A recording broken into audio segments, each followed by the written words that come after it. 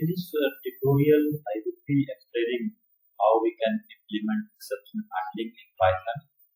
Before going in details, first of all, let's discuss what is an exception in Python. Basically, an exception is a problem that arises during the execution of the program. When an exception occurs, the normal flow of the program is disrupted and the program terminates abnormally, which is not recommended. Therefore, the exception are to be handled. Okay, so that exception are some runtime errors, and it is different from the syntactical error or the problem that may arise at the compilation time. So basically, these errors occur only at the time of the execution of the program, and due to these problems, the program may be terminated or may be aborted in some abnormal way, and that is to be avoided, or we can say we have to implement some ways to handle those runtime problems. So let's begin how we can implement exception handling in Python. So first of all, let us see this example, that is divide by zero problem that may arise when we are trying to divide an integer or any value by zero.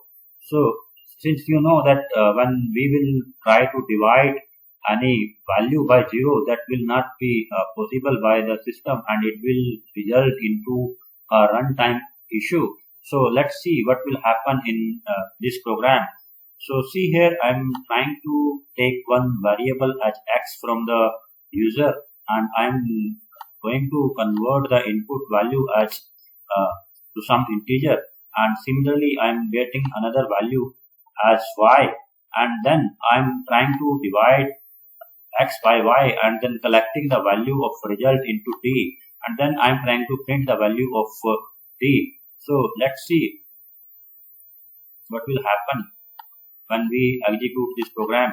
So let's say I enter the value of x as 12 and the value of y as 0, and see when I enter these values, so there is a runtime issue. The program is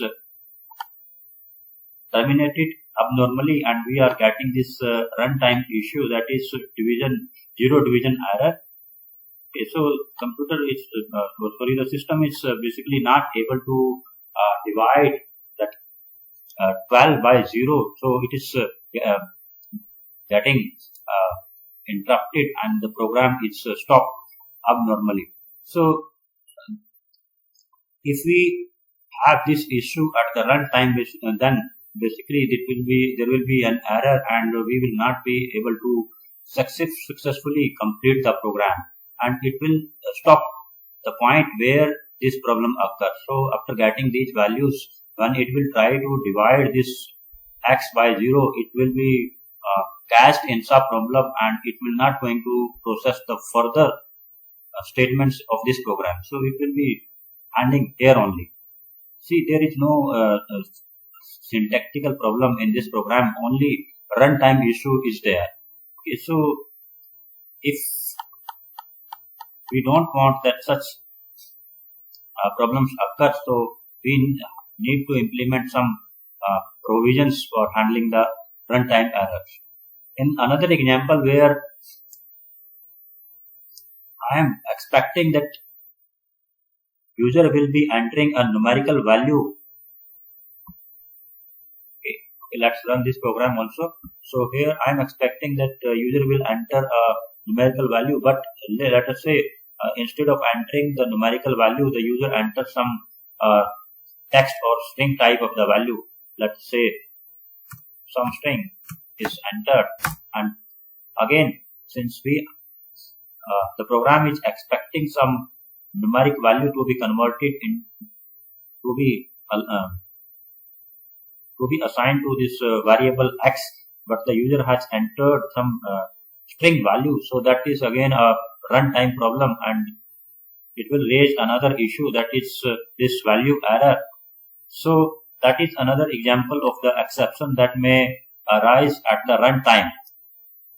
To implement exception handling in Python has the provision of this block, that is try and accept. See, in most of the languages we have try and catch block, but in Python we do have this try and accept block. So the code which you think may create some problem at the execution time should be the part of the try, and the accept part will be there to handle the exceptions that may arise due to the part or due to the statements that are present in the try block. Okay. So see, there we have the colons after try and the accept, and then there may be set of statements to be checked for some runtime issues, runtime errors, or the problems that are prone to some runtime errors will be the part of this try block, and the accept part will be executed when some when some exception is raised from the try block. Okay, so if you are familiar with try catch in either any of the programming language like C++ or Java, then this is quite similar to that. Only there is a difference in this try and accept. Instead of having this try and catch, we are having a try and accept. Okay, so if we have some issue at the runtime, that will be handled by this accept block. Okay, let us try to execute the same divide by the same program that is getting some value from the user, and we are expecting the value to be the numeric one. So let's try again to try to enter some non-numeric value to this program, and see, now the program is not stopped abruptly. Instead, we are handling that in some sophisticated manner. That is, instead of stopping the execution of the program, here only we are also able to execute this statement, that is the part of the accept. Okay, so in this way we can tell the user that you have not entered the appropriate value. You can retry, or you can implement the logic in a more beautiful way. Similarly, when we implement this divide by zero problem with the help of try and accept, and when we try to divide the same value, that is 12 by 0, see, instead of interrupting, or instead of stopping the execution of the program in between, it is executing this accept part, and we are getting this message, hey, see, no one can divide by 0. So see what is happening in this example. Here we are providing the value of x, value of y, and the values are converted into the integers by this int typecasting there, and then we are dividing that x by y, and then we are printing the value of x, y, and z. See, when this statement is executing, there will be a runtime issue, and when this problem will arise, it will stop the execution of this try block and will jump to the accept part. See, whatever statements follows after this problematic statement, all those statements will be skipped. So this try won't be executing this print x, y, d, because there is a problem in this statement. So all the statements after that will be skipped, and it will be jumping to the accept part, and the accept part will be executed. So that's why we are getting this output. Okay, see, there are the chances that more than one runtime issues may arise from the same try. So see this example here, again we are getting the values of x and y, and then we are trying to divide x and y, and also we are trying to print the value of some unknown variable, that is k. See, this is not defined. This variable is not defined, and we are trying to print that variable. So here there are the two statements that may create the problems at the runtime.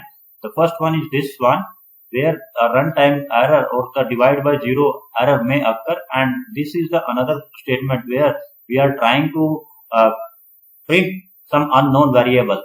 So any one of these can create the problem. The same thing, another important thing here is that when either this or this is creating a problem, the execution of the program will stop at any of those points. So you see, if this is occurring first, so we will stop the execution there only and will be moving to the accept part.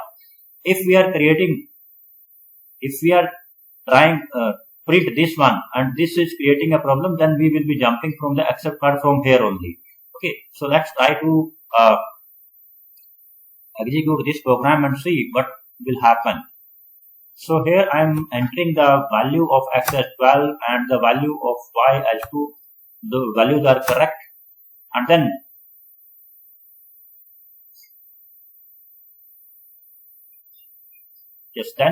we are printing this one. Then we are printing the value of k.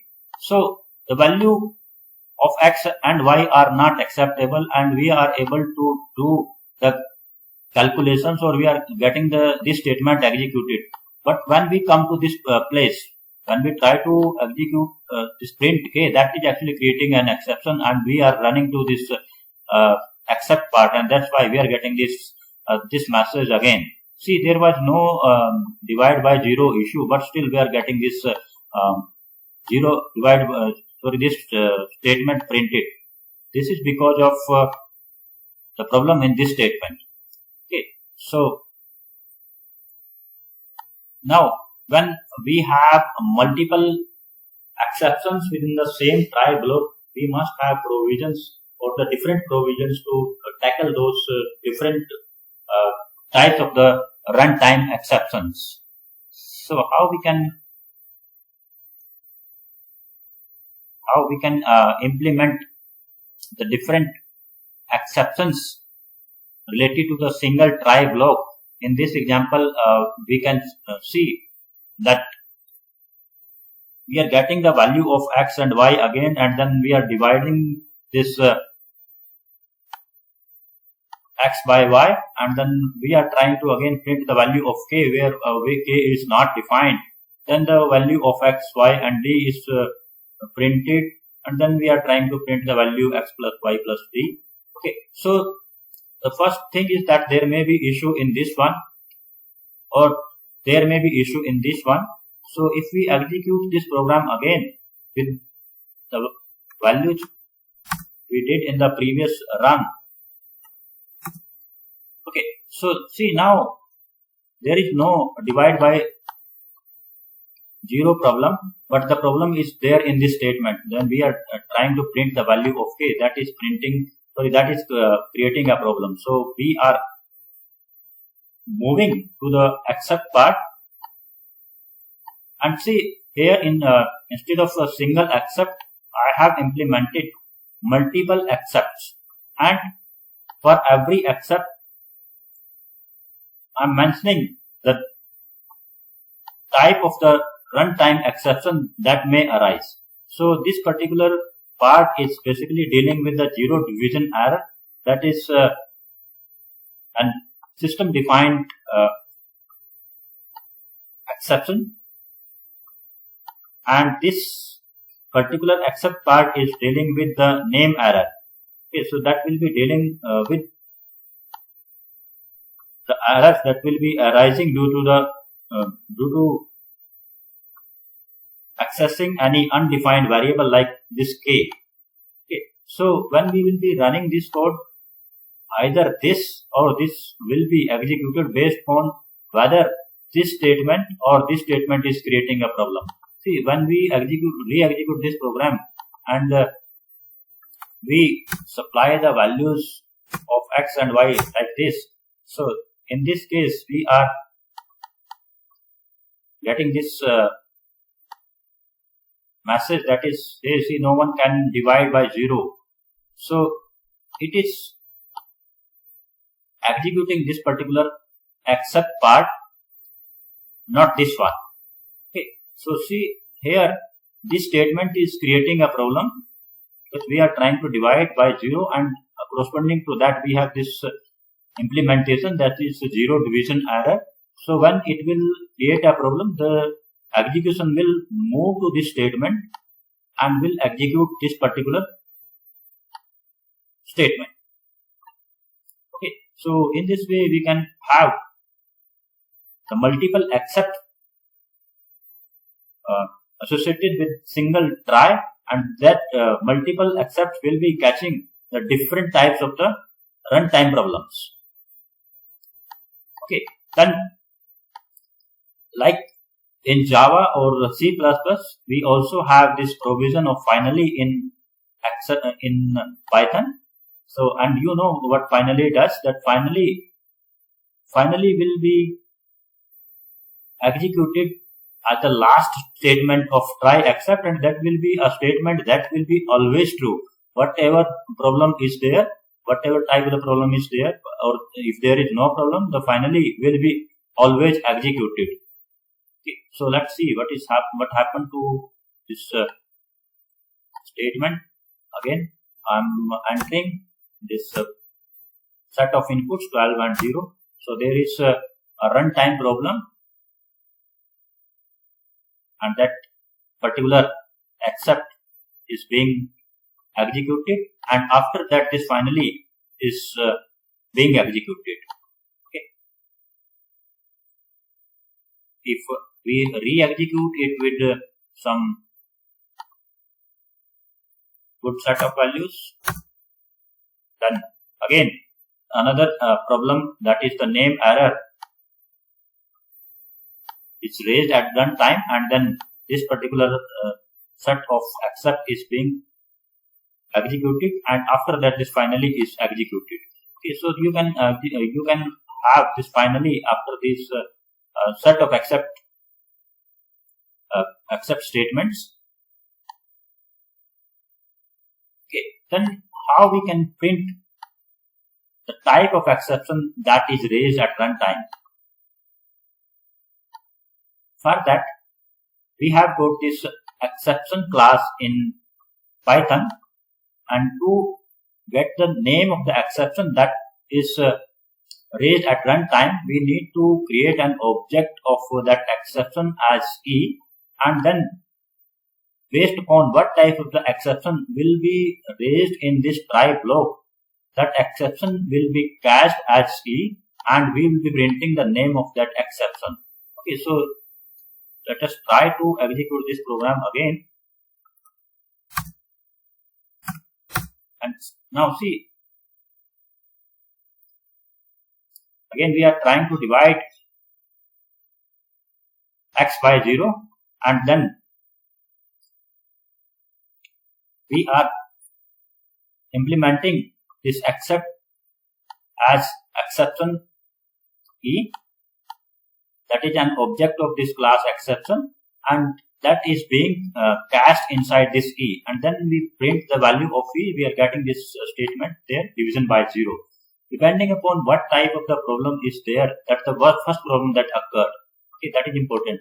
The first problem that occurred will be raising the problem, and that will be cached by this exception inside E.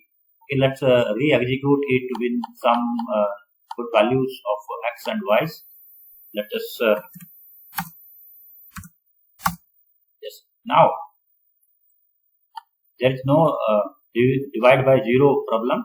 Instead, the problem is there in this print k statement. So now there is this name k is not defined problem raised at runtime, and that is again cached inside E, and this is the name of the exception that is raised at runtime. Okay, so in this way you can use try except and finally blocks in Python. Then you may also define user defined exceptions in Python by using this concept of inheritance. So to have user-defined exceptions in Python, you basically need to derive that exception class, and you need to create your own exception. Okay, so in this statement, I am trying to derive exception into a derived class, that is error. Okay, and then the things that are related to this error can be defined here, and likewise I'm further inheriting that error into another exception, that is value too small error. Then it will be inheriting this exception, that is error, inside this derived class, that is value too small error. And then similarly I'm inheriting that error base class into this value too large error. Okay, and then how we can use these user defined exceptions in our program. This is a basic program where we are getting some input in a variable, that is number, and we have fixed the value of number as 10, and inside this while loop we are getting the input from the user, and we are collecting that value inside this inum. And if the value is that is being supplied by the user is less than this number, then it is raising. Yes, there is a new keyword, that is raise. Raise will be basically raising or throwing the runtime issues when this condition is matched. This is similar to throw keyword in your Java, where we usually throw some exceptions at the runtime. So when this condition will be fulfilled, it will be raising this user-defined error or user-defined exception, that is value too small error. And then for this particular value too small error, we have this except block, and that will be cached here.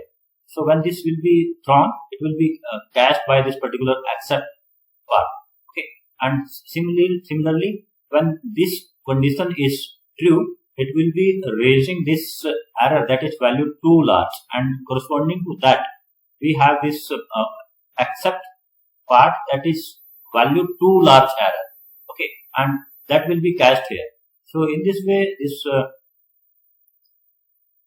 these statements or this try block will be raising user-defined errors, and this cache block will be handling those user-defined errors.